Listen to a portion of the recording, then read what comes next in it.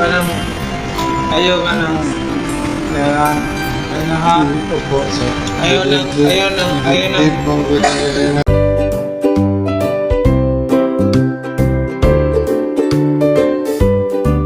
Dating senador at former 8th Division World Champion Manny Pacquiao nakatanggap ng isang mahigpit na yakap at halik sa kanyang anak sa labas na si Eman Bacosa. Sa isang video upload ni Eman na may caption, "It's all about boxing real talk," ay ating makikita na siya ay pinayohan ng ama na si Manny Pacquiao tungkol sa kanyang karera bilang isang boksingero. Dahil sa ginawang pagpayo ni Manny Pacquiao agad namang napayakap ang binatilyo at hinalikan ang kanyang ama, panoorin ang buong video.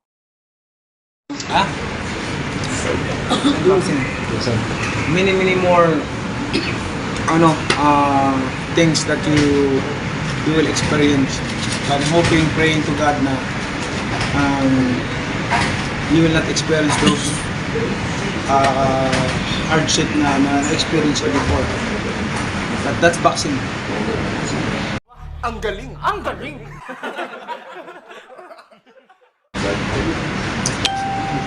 Sa katulad sinabi ko, dalawa kasama ko namatay. Living kami, dalawa namatay, siyam na lang kami. Natay na lang. Mamatay ako doon. Pero anong pakiramdam?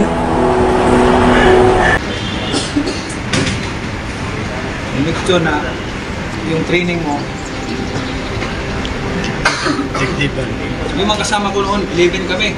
Ako nagpupuan sa training ko, tamad man. Ang training push, ako. Wala akong pinakabata.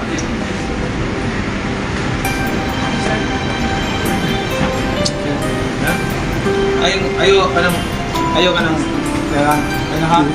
Ayaw na. Dilisan mo training ka ron. May pilit na boxing anak. Kasi boxing mo ka na, unless di ka training mo, ayaw mo lawas, ayos yung training. Bawal na. Pero kung ayos ang training kahit murag busy man may karon, hindi pwede na. Hindi pwede sa boxing. Di ba ka pwede mo sa taas training. Sa time out mo na kasi naka-skip pa minute training. Pwede.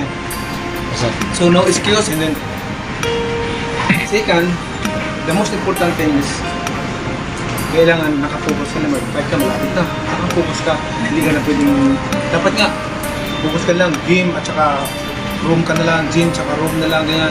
Gym tsaka room na lang, ganyan. After training, training ka lang, ganun lang siya, ganun lang boxing. No more other agenda or activities. Okay? Sa Panginoon, sir. Wala sa lahat, sir. Yes, many more Opo, sir. Motion. Tukang